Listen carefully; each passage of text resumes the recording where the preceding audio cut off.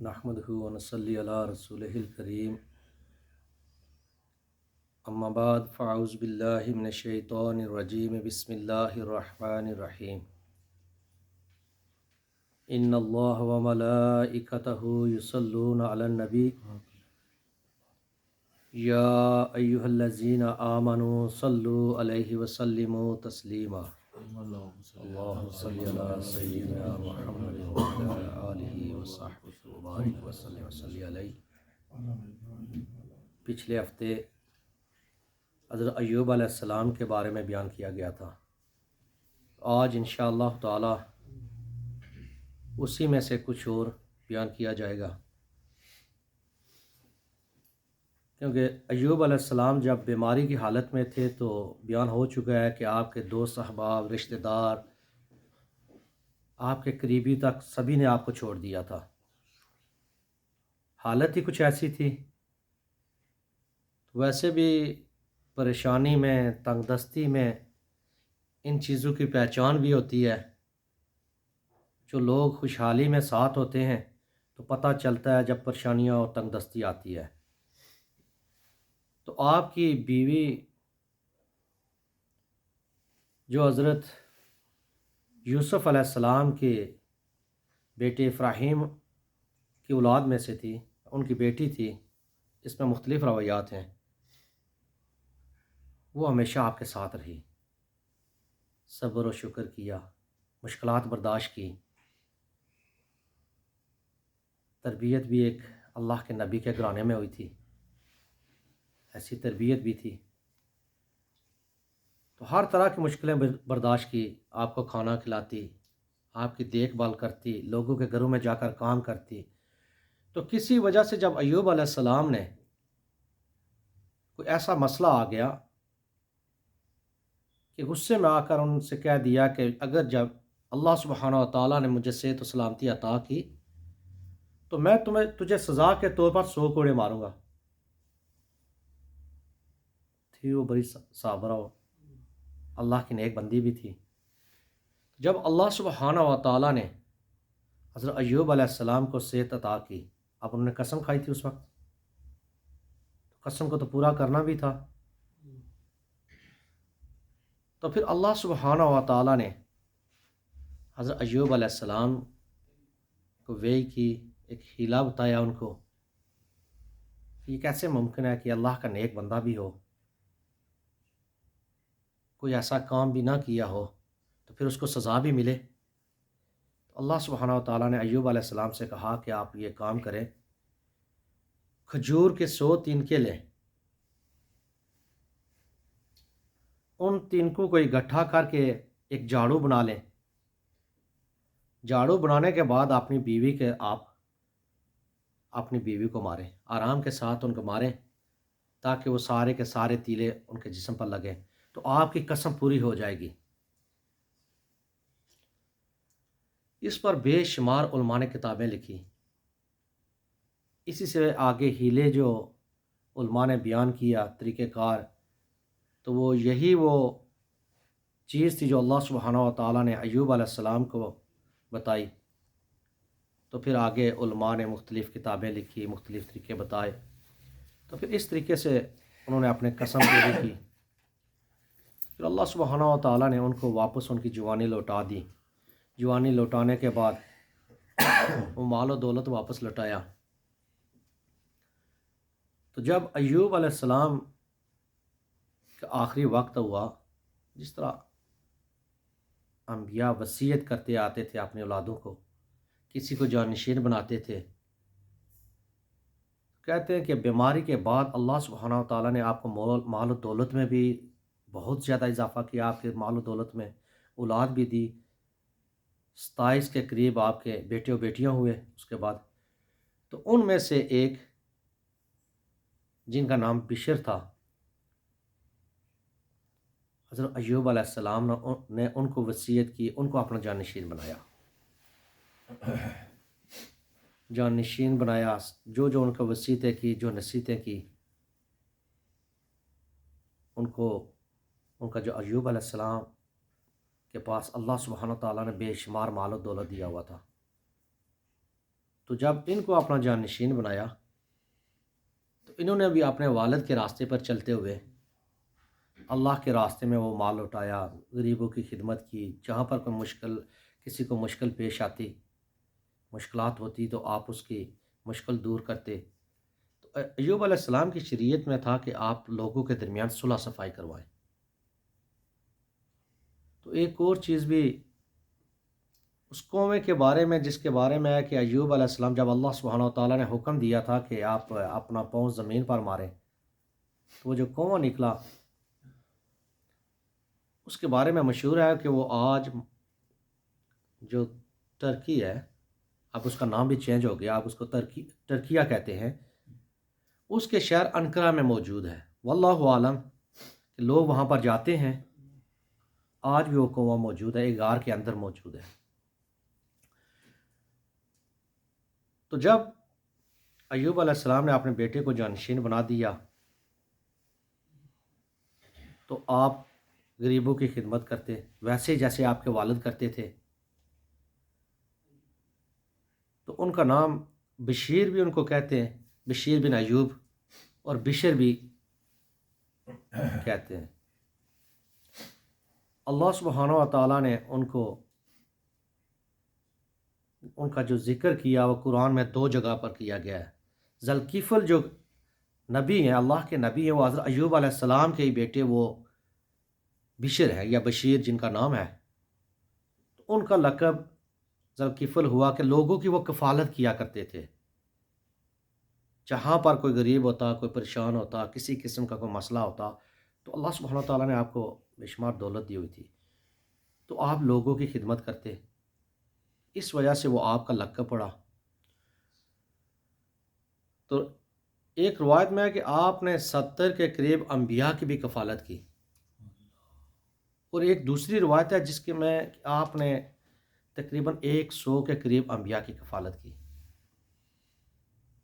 جو بنی اسرائیل جو تھے، جب کبھی ان میں نبی آتے تو یہ نبیوں تک کو شہید کر دیتے تھے۔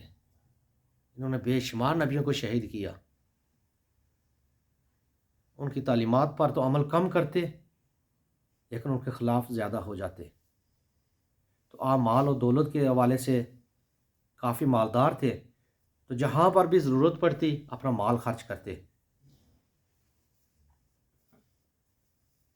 تو 70 کے قریب آپ نے انبیاء کی کفالت کی، جس طریقے سے ان کو ضرورت پڑی، مال و دولت کے ساتھ ان کی ضرورت پڑی، کسی جگہ اور ان کی ضرورت پڑی تو آپ نے ان کی کفالت کی۔ تو بعض روایتوں میں ہے کہ جو ذوالکفل ہیں وہ اللہ کے نبی نہیں، اللہ کے نیک بندے، وہ صالح نیک تھے، جبکہ اللہ سبحانہ و تعالیٰ نے ان کا 2 بار قرآن میں ذکر کیا، فرمایا اے نبی اسماعیل علیہ السلام، ادریس علیہ السلام اور ذوالکفل کا ذکر کیجیے۔ اے نبی اسماعیل علیہ السلام کا ذکر کیجیے، حضرت یحییٰ علیہ السلام کا ذکر کیجیے، ذوالکفل کا ذکر کیجیے۔ کس حوالے سے کیجیے؟ کہ وہ اللہ کے نیک بندے صابرین میں سے تھے، وہ خیر والے خیر اخیاروں میں سے تھے۔ اسماعیل علیہ السلام بھی جب 7 سال کے تھے تو آپ کے والد ماجد حضرت ابراہیم علیہ السلام نے جب آپ سے کہا کہ مجھے اللہ سبحانہ و تعالیٰ نے خواب میں کہا کہ جو میں نے خواب دیکھا کہ میں آپ کو قربان کر رہا ہوں، اب بچہ 7 سال کا تھا، جان دینا کوئی اتنا آسان کام نہیں ہے، تو آپ بھی صبر کرنے والوں میں سے تھے۔ آپ نے کہا ابا جان جس طریقے سے آپ کو حکم ملا ہے آپ کر گزریے، مجھے آپ صابرین میں سے پائیں گے۔ یہ نہیں کہا ابا جان آپ نے تو خواب دیکھا، پہلے تو ہمیں اتنے دور مکہ شریف میں چھوڑ کر چلے گئے تھے، آج پھر آئے تو ذبح کرنے کے لیے آگے، لیکن نہیں، انہوں نے کہا جس طریقے سے اللہ سبحانہ و تعالیٰ کا حکم ہے آپ کر گزریے۔ تو اسی طرح باقی جو انبیاء تھے جب جب ان پر مشکلات آئی، پریشانیاں آئی، انہوں نے اللہ سبحانہ و تعالیٰ کا صبر و شکر کیا۔ نبی کریم رؤوف الرحیم صلی اللہ علیہ وسلم نے فرمایا، سب سے زیادہ دنیا میں تکلیفیں، پریشانیاں اللہ کے انبیاء پر آئی۔ اللہ کے انبیاء ان چیزوں سے سب سے زیادہ گزرے۔ اب دیکھو، نبی کریم رؤوف الرحیم صلی اللہ علیہ وسلم نے جب نبوت کا اعلان کیا تو اپنے ہی سارے خلاف ہو گئے، وہی تھے، سارے رشتہ دار ہی تھے، جان کے دشمن بن گئے، حتیٰ کہ قطع طلق کر دیا۔ پھر یہ گھاٹی میں قید رہے، پھر وہاں سے نکلے، اہل طائف والوں نے اتنے پتھر مارے، اتنے مارے، آپ کے جوتے مبارک خون سے لہولہان ہو گئے۔ کوئی آسان کام نہ تھا۔ وہ جو راستہ تھا طائف کا، وہ گھاٹی کا، انہوں نے دونوں سائڈوں پہ وہ جو نوجوان لڑکے تھے جو شریر قسم کے، ان کو کھڑا کر دیا۔ جب آپ صلی اللہ علیہ وسلم گزر رہے تھے تو پتھر مار رہے تھے، پھر بھی صبر کیا۔ اسی طرح باقی انبیاء جو تھے، جب جب انہوں نے اللہ سبحانہ وتعالیٰ کی وحدانیت کے لیے لوگوں کو بلایا تو بہت ہی کم، انتہائی کم لوگ تھے جو آپ کی باتوں کو مانتے۔ زیادہ جو لوگ تھے وہ آپ کے خلاف ہو جاتے تھے۔ تو بنی اسرائیل نے تو اسی وجہ سے بے شمار انبیاء کو شہید کر دیا کہ وہ ان کو گناہوں سے بچاتے اور نیکی کی طرف لے کے جاتے تھے۔ تو اللہ سبحانہ و تعالیٰ نے نبی کریم رؤوف الرحیم صلی اللہ علیہ وسلم کو قرآن میں فرمایا کہ اے نبی، ذکر کیجئے ان کا، وہ صالحین میں سے تھے، وہ صبر کرنے والوں میں سے تھے۔ آج ہمیں کیا پتہ چلتا؟ وہ تو ہم سے عرصہ دراز پہلے گزر چکے۔ ایوب علیہ السلام تو یعقوب علیہ السلام سے بعد، یعقوب علیہ السلام، بعض تو کہتے ہیں ان کا زمانہ بالکل ایک ہی تھا، اور بعض کہتے ہیں کہ ان کے بعد میں سے تھے، پھر یہ ان کی اولاد میں سے تھے۔ باقی اس سے ہٹ کر قرآن و حدیث میں ان کا کوئی اتنا زیادہ ذکر نہیں ملتا، حضرت ذوالکفل علیہ السلام کا۔ تو ایک اور روایت ہے، وہ اسرائیلی کتابوں میں سے لی گئی ہے، کہ کہتے ہیں کہ بنی اسرائیل کا ایک بندہ تھا، وہ اتنا گنہگار تھا، اتنا گنہگار تھا کہ ہر وقت گناہ ہی کرتا رہتا تھا۔ تو ایک بار ایسے ہوا کہ اس نے کسی عورت کو 60 دینار دیے، 60 دینار دے کر اس عورت سے کہا کہ وہ رات اس کے پاس گزارے۔ گنہگار بندہ تھا،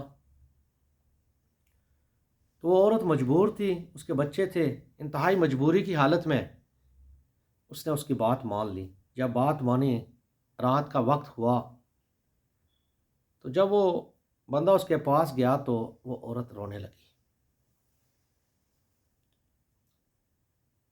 جب وہ رونے لگی تو اس نے کہا کہ کیا ماجرا ہے؟ تو نے اپنی مرضی سے 60 دینار قبول کیے تھے، میں نے تو تجھے 60 دینار دیے، تو نے اپنی مرضی سے قبول کیے، اب جب وقت آیا تو رونے لگی ہے۔ تو اس وقت اس عورت نے اس سے کہا کہ میں نے آج تک اللہ سبحانہ و تعالیٰ کی کبھی کوئی نافرمانی نہیں کی، میں کسی اس کے حکم کے خلاف بھی نہیں گئی، لیکن آج میری مجبوری، وہ تنگ دستی، آج بھی لوگ مجبوریاں خریدتے ہیں۔ دیکھو، غریبوں کی مجبوریاں خریدی جاتی ہیں نا، مجبور ہوتے ہیں۔ جو کوئی اپنے آپ کو بیچتا ہے، تھوڑے سے پیسے کے لیے بک جاتا ہے، اسے شوق تو نہیں ہوتی بکنے کی، اس کے حالات ایسے ہوتے ہیں، بعض دفعہ حالات ایسے پیدا ہو جاتے ہیں کہ اس کے پاس کوئی راستہ ہی نہیں بچتا،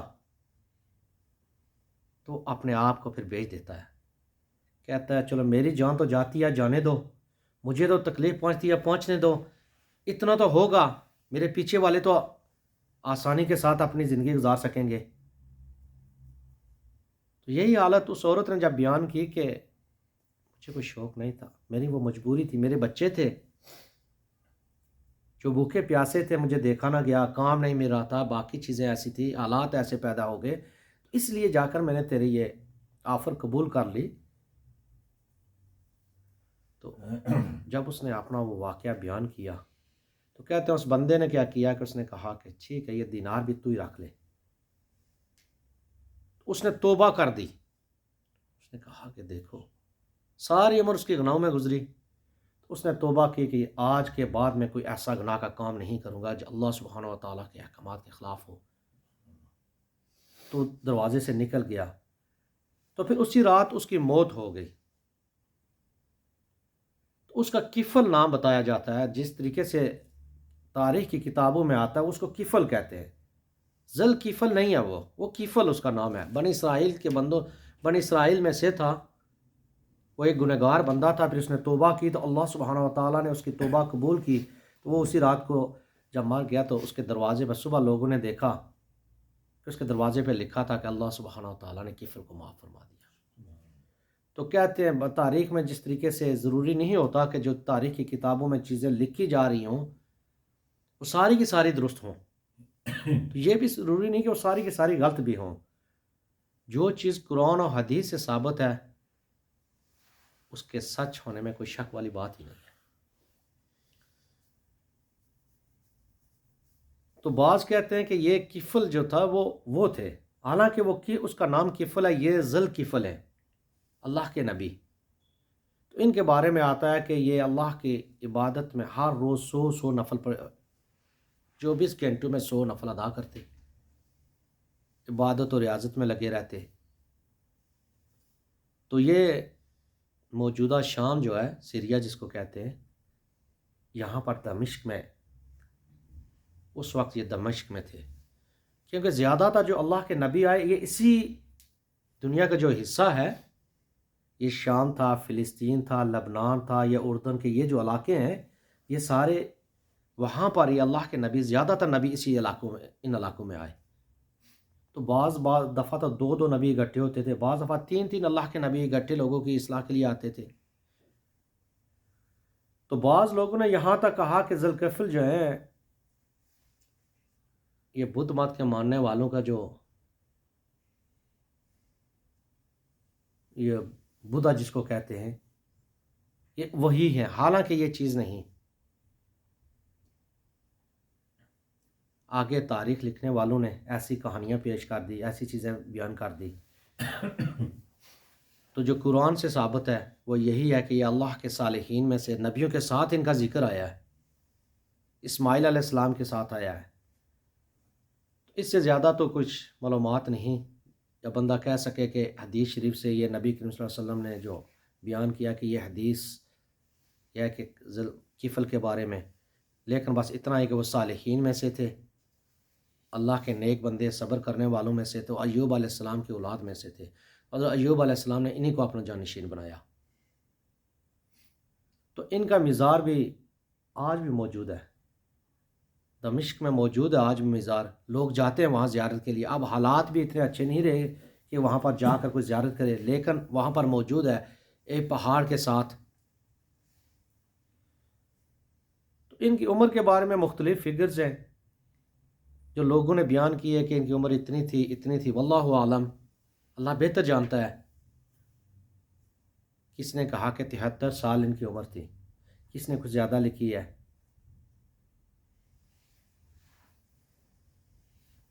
تو جب کوئی بھی کام ایسا نہیں آج بھی دنیا میں کہ بغیر صبر کے کوئی بندہ اگر بڑا کام کرنا چاہے تو وہ یہ کہے کہ میں تو وہاں تک پہنچنا چاہتا ہوں، ایک ایسی منزل تک پہنچنا چاہتا ہوں یا اللہ کو قرب حاصل کرنا چاہتا ہوں، لیکن صبر کے بغیر کوئی چیز ممکن ہی نہیں. اب دنیا کی تاریخ اٹھا کر دیکھ لو، جو لوگ بڑے بڑے عہدوں تک پہنچے، جنہوں نے بڑے بڑے کام کیے، انہوں نے صبر کیا. ان کے اندر قوت برداشت تھی. تو قوت برداشت صبر کی وجہ سے ہی پیدا ہوتی ہے.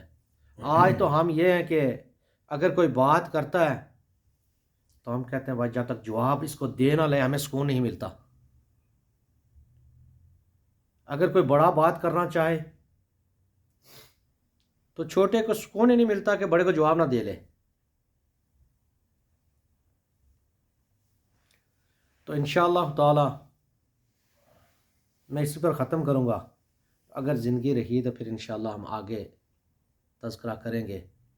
اللہ سبحانہ و تعالیٰ سے دعا ہے کہ اگر کسی قسم کی پڑھنے میں، سننے یا سنانے میں کوئی غلطی ہو، انجانے میں ہو گئی ہو یا جاننے میں ہو گئی ہو، تو اللہ تعالیٰ ہمیں معاف فرمائے. وما الا البلاغ المبین.